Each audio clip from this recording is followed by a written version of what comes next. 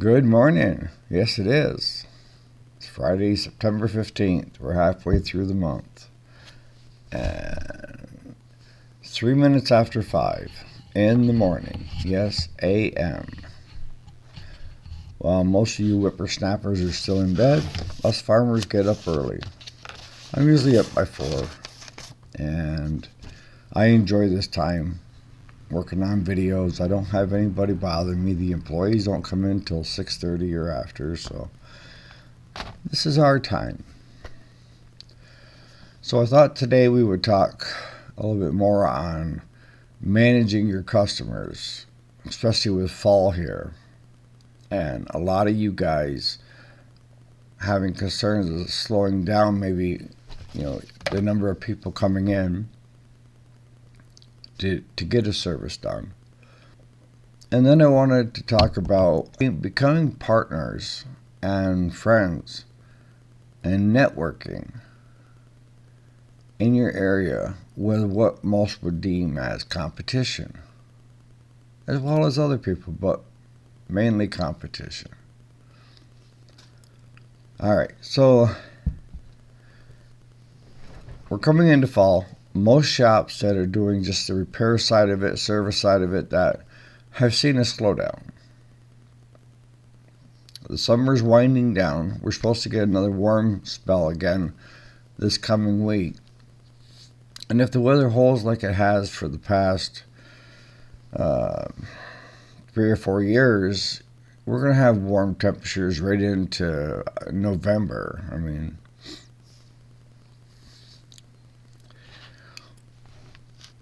But I've always, you've heard me say more than once that you need to manage your customers, your regular customers, and train them to have half of them come in the spring and the other half in the fall,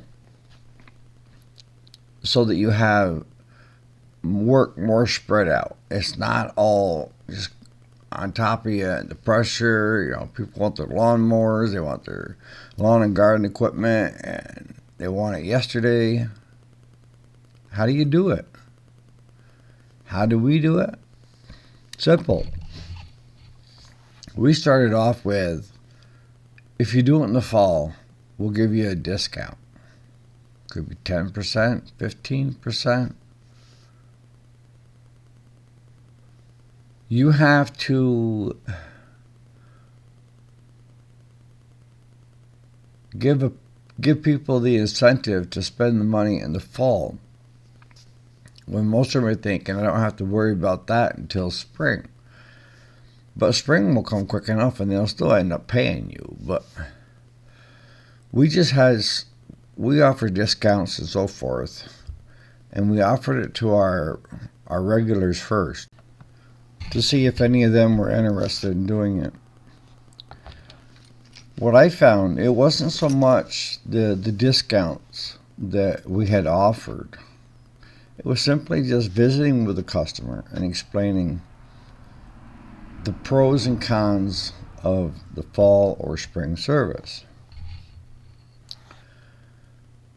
The cons of having it done in the spring is you're competing up against all the other homeowners in the area, trying to get their equipment out, so that you're not doing the hayfield 3 weeks into the season.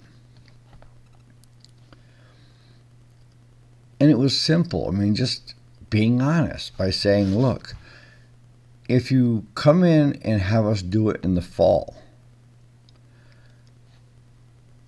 everything will be ready to roll in the spring when you're ready to roll. Not when we're ready to roll. If you've dropped it off for a spring service, it's when you're ready to roll. That means you'll be the first one out there mowing the yard. You'll be the first one out there maybe using your lawnmower for a leaf collector, with the bagging system on it. And the cons of, in the spring, you're at the mercy of us and what number you came in at to try to get you done. Every one of my customers are important to me. But if you've ever watched some of my videos, I have what they call first in, first out. And that is the first unit in, unless it's sitting there waiting for parts, needs to be out before you bring in another one. That doesn't mean you start one and your buddy says, oh, can you help me out? Or a new customer, you're hoping to get their business, says, can you get this done by this afternoon? And you drop everybody else. Don't do it. You're teaching that customer that you're willing to do anything for their business. And they'll start expecting that. You have to be fair with all your customers. My regulars do come first. But if I have a new customer come in and drop something off before one of my regulars does, that person's machine is going to be worked on until it's ready to go out the door before I start the next one. If all it needs is just a service, an hour and a half tops, going through, checking it all over and doing your service work on it, their unit is as important as my regular customers at that point in time, because that's how that unit showed up. See, I know a lot of other shops where they do floor planning and so forth. They deem their customers ones that buy from them every year or every so many years when they need to update their lawnmower, snowblower, what have you. They come back to that dealer. And that dealer is willing to do more for that customer than they are anybody else. Where they're missing the boat because a lot of them other customers that they have never dealt with before could end up being their best customer. So don't let the opportunity pass you by. Treat every customer like they're a loyal customer and that you appreciate their business. Because if you do not appreciate their business, they got feet. They'll walk to the next shop that will appreciate their business. Guaranteed. So you can try incentivizing with discounts. But the way we ended up coming out farther ahead was just simply being honest with the customer. If you bring yours in this fall, or have us pick it up, we'll go through it and do a complete service on it. And we put fuel shutoffs in all the equipment that comes through now. I'm serious. And when we drop that unit off, we shut the fuel off. Let the carburetor run all the gas out that's in it. And let it die with it being starved for fuel, because you have the fuel shut off between the tank and the carburetor. That means no fuel sitting there all winter long, so when that person gets their lawnmower out in the spring, all they have to do is turn the fuel shut off on, wait a couple minutes, and then start their lawnmower. All I gotta wait for is just the carburetor to fill up. That has cured close to 90% of the issues with fall servicing and spring starting. Do we get two here that are just finicky? Yeah. But a lot of times we can just go right out with carburetor cleaner, pop the air cleaner off, and just give it a couple shots in behind the choke on the carburetor, and it'll tick right off. It's just simply getting it picked up for the first time. Other than that, it'll turn out good. Alright, so that brings us to the other part, and that is partnering with other businesses that are doing the same thing as you becoming part of what's going on in your community, helping out where you can, and donating to good causes if the money's available. I make the money available for that part. But that's not what today's video is on. Today's video is on more so of there is probably 3 to 4 other shops that do similar work that we do. And we're a crossover. We do the small engine repairs and service work, but the crossover is we found the niche market in the older farm tractors that the dealerships didn't want to touch, because a lot of times in order to fix them it'd be more than what the unit would cost. And the guy that's doing the small engine repair business.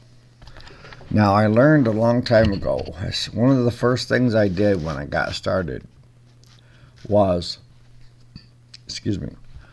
I went and introduced myself to these other businesses. And I explained, I'm not here to take your business. I'm not here to do anything other than trying to make a living. And if there's anything I can do for you, please ask. I want what I deemed between business owners was an open door policy. And I'll be honest with you, most of the people in this area in the business sector had never seen something like me show up. They were all trying to get everybody to work together, like your chambers of commerce and all that.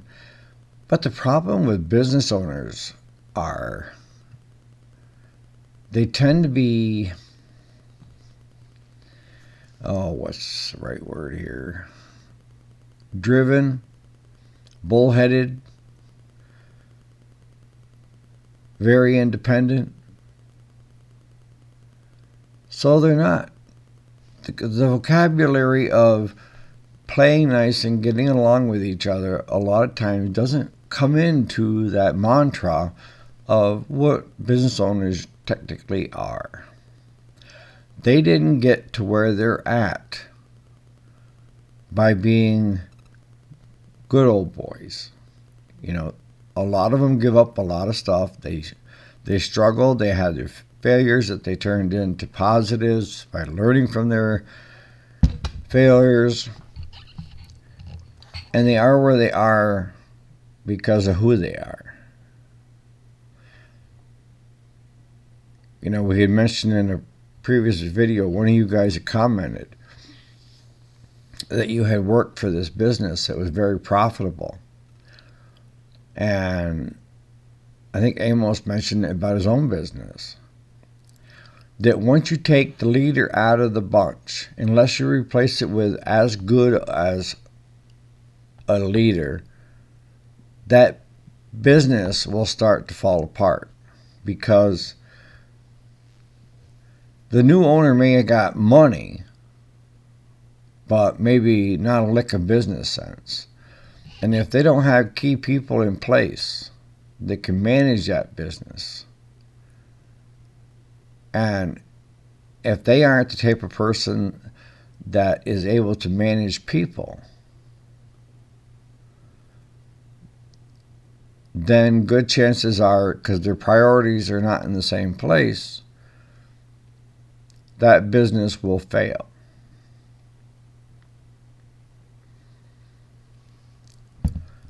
So one of the first things I did, it didn't happen overnight.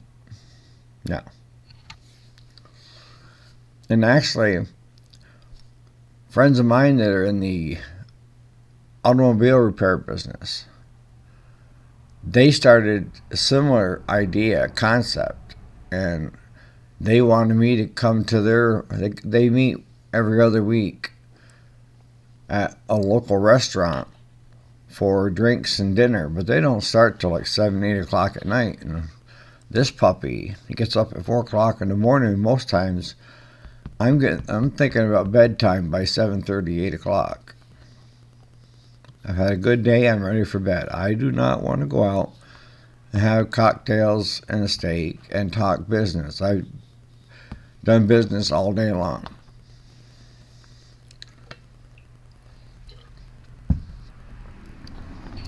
But I went out and I talked with each business owner that would have been my direct competition, letting them know that if there was any way I could help them, if ands or buts, I would do it.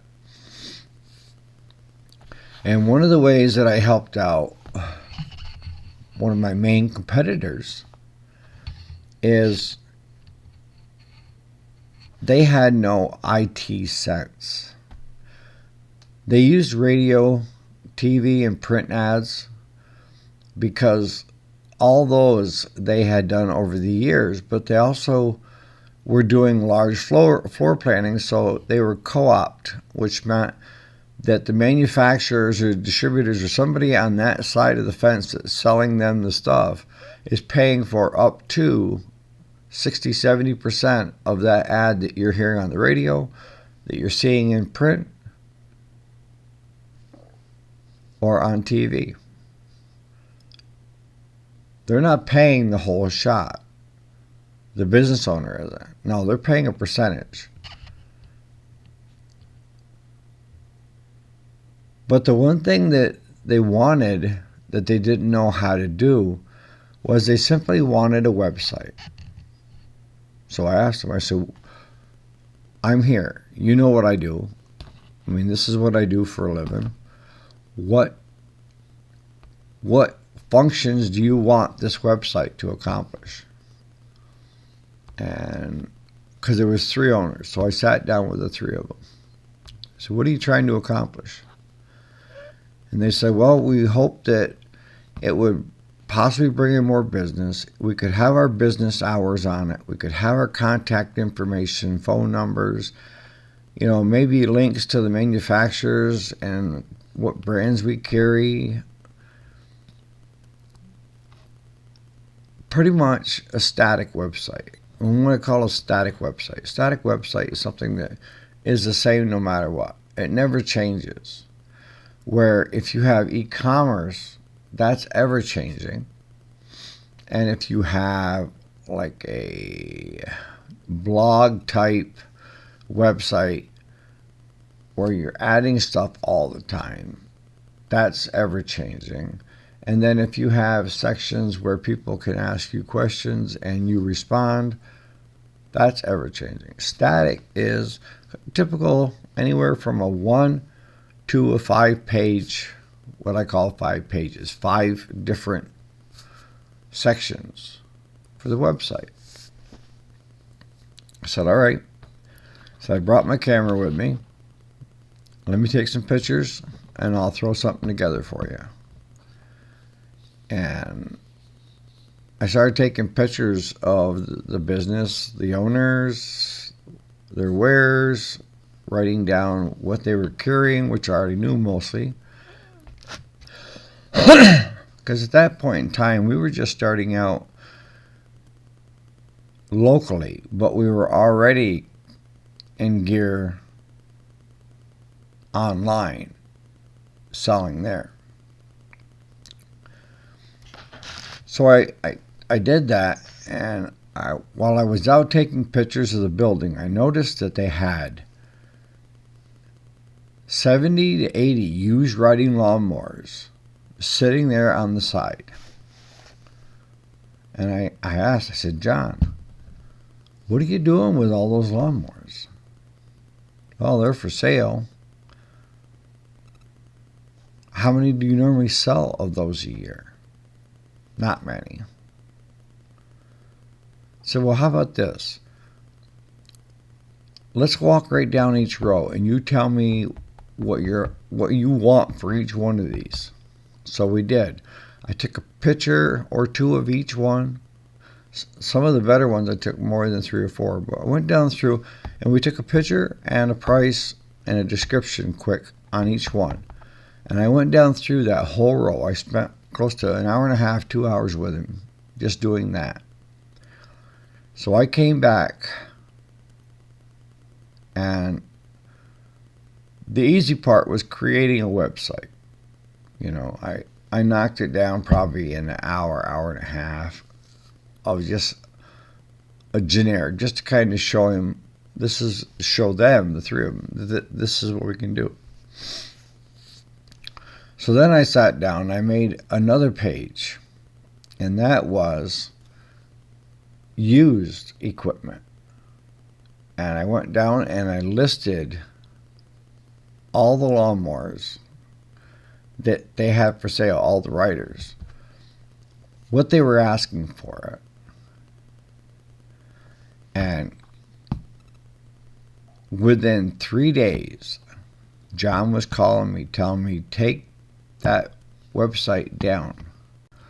Because at that time, we were managing over 100 different websites and quite a few e-commerce, and we had 4 servers in different locations, North Carolina and Texas. And so we had redundancy. So if something went down, the other one would pick up the slack. So the site was always available.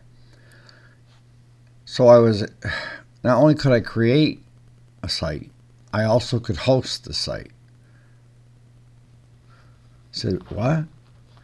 Take it down. I said, what's the matter with it, John? I thought this is something that you wanted. I mean, we can change whatever you want to change. No, take the lawnmower section, the used section down. People have gone crazy. We've sold everything we had out there within a couple days. So he found the power of being online, not so much for the business, but for his used stuff. And the 3 owners were thrilled because they saw that revenue coming in that they normally wouldn't have gotten. All right. Is that helping the competition out too much? A couple of my employees thought it was. They're like, why are you helping the competition? And I'm thinking, how did you ever pass the drug test that we have? Why did I help the competition? Because I know that if I need help and I call them, that they will be more receptive to me for helping them out, showing them first that I was willing to put my money where my mouth was, than had I just, been standoffish. And I didn't do something like that for every one of my competitors, but for them, that's what they needed. That's what they wanted. For others, it was just simply an open door policy, even amongst our mechanics, to if one mechanic was having a struggle with a certain thing, calling the other one and asking, have you seen this before? And I've had my mechanics go to their shop, and I've had their mechanics come here on certain things to help out. Well, how is that possible? You're competing for the same business. No, I'm not.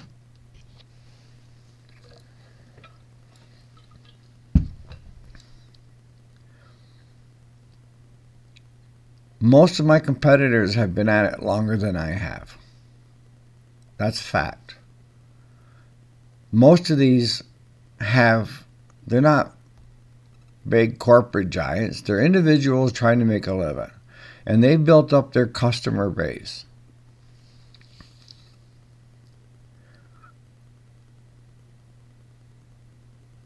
But one of the other ways that it's helped out is overflow. Now, if they're getting too much work, they don't think twice about pushing a little bit of work to us, and vice versa. I will, if I'm backlogged and I can't, customer needs it right off, feel free to take it to the other shops if you want. They're all good guys, but I'm not sure what their what's ahead of you when it comes to getting yours fixed. But it shouldn't stop with just your competitors. It goes to how involved you are in the community. Now, Facebook has what I feel has helped the local businesses out the most, especially if you have somebody in the area that is interested in helping and allowing the businesses to network amongst each other. Now, we had a local gal, I shouldn't say gal, she's half my age, but she had a keen interest in history. And she started a group on Facebook. And it made up of, there's 4 townships all in this one group. And anybody from the group, anybody from the area is invited to join. You tell your neighbors, blah, blah, blah, blah. And the nice thing with her, and I'll say her name, Janice. The nice thing with her is she has a passion for it. She didn't realize that there were so many businesses in our area that were doing strictly online, everything from soap to crafts and when she started, it was just simply to put together a group of businesses in her town. And it grew. And even with us being one town over from her, and her mom being basically our next door neighbor, she didn't realize we were here. Yeah. So then she took and made the bigger jump, and that was, all right, I'm not going to do it just for my town. I want to do it for the 4 towns. And people, speak up. Any businesses you know of, or if you have a business, we want to hear about it. Tell us about your business. And they gave everybody a platform to meet and greet in that group. When the group first started, there was like 100 people or so when I got invited and joined. And now it's like 4,000 or 5,000. And the nice thing is you can post specials that you're doing for your business. Something is going on an event that you could post. I just posted in there that things are slowing down a little bit. If you have any lawn and garden or your old Ford tractors aren't running right, give us a shout. And we picked up 3 other jobs since then. That was last week. Don't overlook these areas. And, everything from community events. If you have the time, then I would suggest that you take part in. I've always said, if you take care of the community will take care of you when you're having rough times. And there's always some area in the budget to give. Sometimes you say, well, there isn't any. Well, there is. There's certain sections that you don't need to be spending money on stuff that you could be helping out, whether it be a couple kids go on to college for scholarships, to helping out with the local church for their Thanksgiving and their Christmas dinners for people that aren't doing as well, to helping out with the food pantry, whether it be donations or helping them hand out stuff.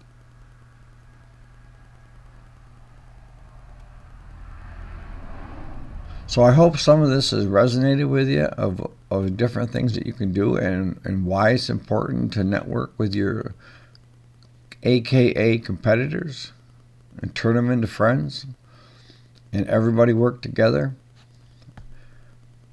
Makes for a lot smoother community. Makes for a lot smoother. You know, if I know I'm not the only fish in the sea, that there's other fish out there that are more than willing to help me because I'm more than willing to help them. So on that note, you guys, for most of you, at the end of today, you got the weekend free. For some of us, we work till noon on Saturdays, and for some of us, we work 7 days a week. You figure it out. All right. We'll catch you on the next video. Thanks so much for watching.